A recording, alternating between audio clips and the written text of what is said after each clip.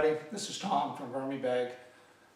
I haven't done an update on the VermiBag TrashBag since early summer, and the main reason behind that, as a lot of you probably know, is that I was gone for well over a month, and when I came back, these bigger bags really took a hit because it was like 90 degrees almost every day, and I lost most of the big worms.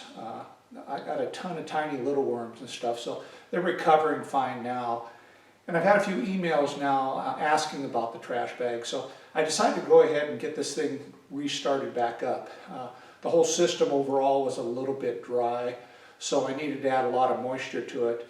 And after I added the moisture, if you'd watched any of my other videos on the trash bag, I normally take cardboard, soak it really well, and then throw the cardboard mix in here. So I finally added a whole bunch of additional cardboard, the wet cardboard that I make up, threw it into the system and stuff, and I've actually been pretty surprised at how fast this system has recovered. The system again was initially pretty dry and stuff, and it has bounced right back. And that made me think that, you know, that's another perfect solution for all the folks out there that are having issues in dry areas or the bags drying out a little bit. So after we take a peek inside here, I'm going to go ahead and show you how I make up this cardboard mix. And I think it's a good solution for people to add on top of their bags in these dry areas. And the worms really like it. You'll see when we look inside here, they really thrive on that carbon. And they like getting in and about on the cardboard pieces and stuff. And I got a couple little tips on how to keep the cardboard to sticking together and stuff and making those small anaerobic pockets. So let's take a look inside. I'll show you how these are doing, and then we'll go over and I'll show you how to make up this mix. And I'd really suggest go ahead and try it if you have any issues with moisture in your VermiBags. Let's open up the VermiBag TrashBag. Let's see what it looks like inside. Again, I've been throwing these burlap bags on because I have them, basically. You can see on the surface of this, I got lots and lots of cardboard. But notice all the worms that are all over in here. I mean, these worms absolutely rebounded, a lot faster than I thought they would. They're starting to get a little bit more size on them now. Zoom in a little bit.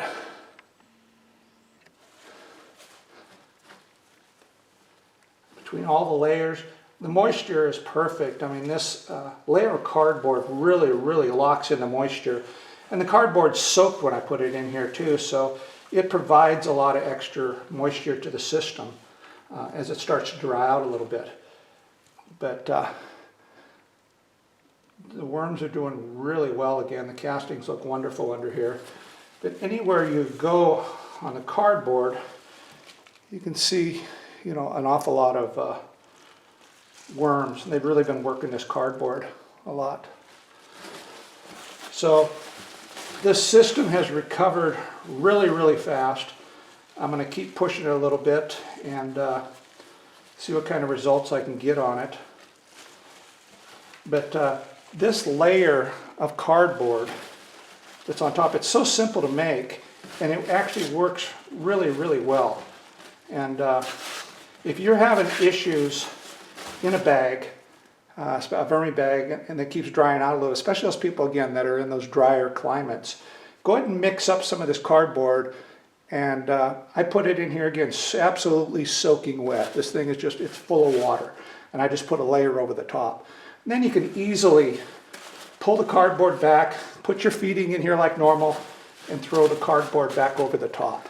I'm going to go ahead and do a heavy feeding on this bag as well before we go over and take a look at how to make this cardboard mix. There's a fair amount of scraps here.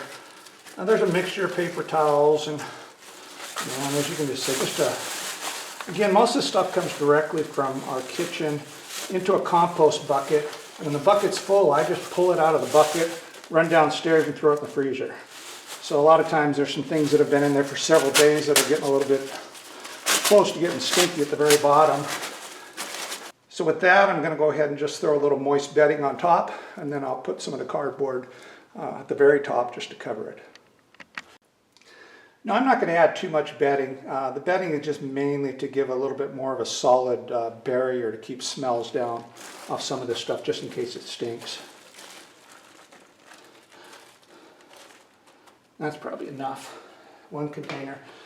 And then I'm going to grab an additional handful of the cardboard mix that I'm going to show you how to make here in just a couple minutes. And I'm going to throw that on the top here just to put a final layer at the very top of this. Okay, so here's some of the mix that I've already made that I'm going to show you how to make here in a couple minutes. And you can see this is, I mean, dripping wet. You can see the moisture just dripping off. If I squeeze it, a lot of water comes out. And that's fine. Don't worry about that. These bags aren't going to get overly wet, I guarantee you. Just take some of this and spread it on top, and notice all the material particles that are in here that are keeping this cardboard from sticking. Now I'll show you on the video what we did to do that. So now the bag got a good dose of moisture, good dose of food, a little bit of bedding, and a whole bunch of cardboard. So here's all the material I'm going to go ahead and rip up and prepare. A lot of different miscellaneous stuff. There's a lot of pizza boxes there, and I don't worry about the minor amounts of oil and stuff that are on it. I'm not going to leave a full piece of pizza in there, of course. But then there's some unbleached hand towels there, miscellaneous paper, some newspapers, boxes for just miscellaneous kitchen items, and then a whole bunch of cardboard out of some type of a box. It was the innards, it was packing that was in it. So there's a fair amount of material there. I'm going to rip it up into big chunks, and then I'm going to throw it into this water. Now, it doesn't look like water right now. There's about 8 gallons in here, I suppose, right now. And what I do is normally throw a little bit of coconut coir in there before I start throwing the cardboard in. And what that does, it really helps keep the cardboard from sticking together as well. Because as you mix that stuff in there and throw it in there and mix it up a little bit, it gets particles of coconut coir in between the layers, and so it won't layer down into a thick mass. So it's a really good way of doing it and making the cardboard, again, not so, for it doesn't stick together quite as much. So I threw in probably, I don't know, 2 big handfuls, maybe 10 cups or something like that, I don't know. But not a tremendous amount, just mixed it up. So I'm going to go ahead and rip up all this material and throw it in here and mix it up, and I'll show you what it looks like when I get done. So I got all that material ripped up into big chunks and into the container, and I've kind of mixed up. It's been soaking for about 15 minutes or so. Now I'll show you what I mean about having the coconut coir and stuff in here in order to separate the material. So as you look, you can notice that the cardboard doesn't really, when you grab a hold of this, nothing sticks together that much because that coconut coir is providing this barrier. Normally you'd have a whole bunch of this cardboard piled together here and have like a 1-inch thick piece. But since you have this coconut coir and a little bit of compost in here, everything falls apart. Nothing sticks together very well. So that's really going to help you, keep you from having any type of anaerobic conditions when you throw this stuff in, because there will actually be space in between the material. And you can see like there's one spot that didn't have any coconut coir and it was sticking together pretty good. So if you mix it up just a little bit, just pull some of the coconut coir mix, try and separate everything. Once you separate things once, you shouldn't have to do it again. It'll be pretty well mixed up. So that's it. I mean, the bedding's really simple to make. Again, I'd suggest putting some on any of your systems you think you're having a little bit of issue with. Again, you can pull back the material very easily, put your feeding in, and then throw some back on top. Add a little bit of moist bedding, throw some more of this wet cardboard on top, and I think your systems will do wonderful with it. So that's it.